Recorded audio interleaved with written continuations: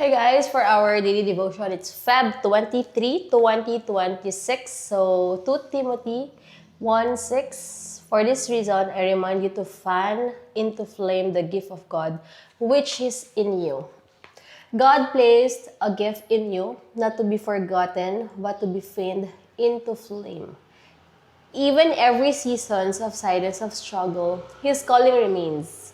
Stir it up again. What He planned in you still has purpose. Now is the time to let it burn bright for His glory.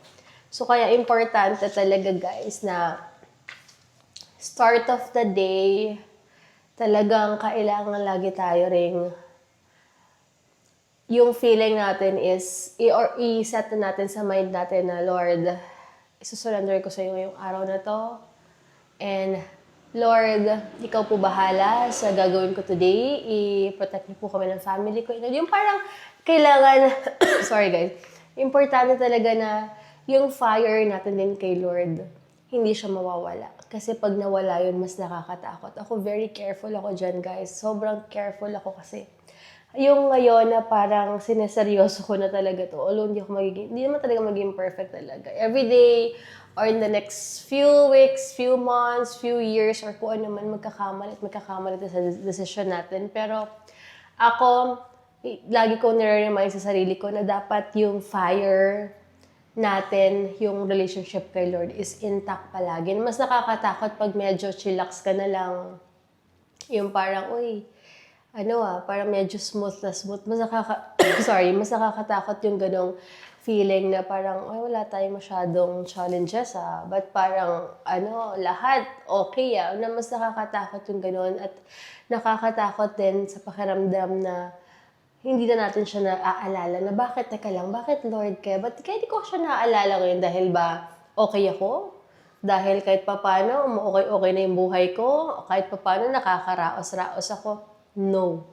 Mas nakakaraos ka, dapat, or nakaka-recover ka, or binibigay ni Lord yung mga desire ng heart mo, mas lalo na papalapit si Lord sa buhay mo. Hindi yung kung kailan niya binibigay lahat or inaayos niya yung buhay niyo, porkit malakas ka, and okay ka, yung business mo and all, makakalimutan mo na siya. No guys, dapat doon pa lang magsa-start or laging everyday na-renew yung relationship or personal relationship natin kay Lord. So, yun, dapat lang ito. Maganda reminder to na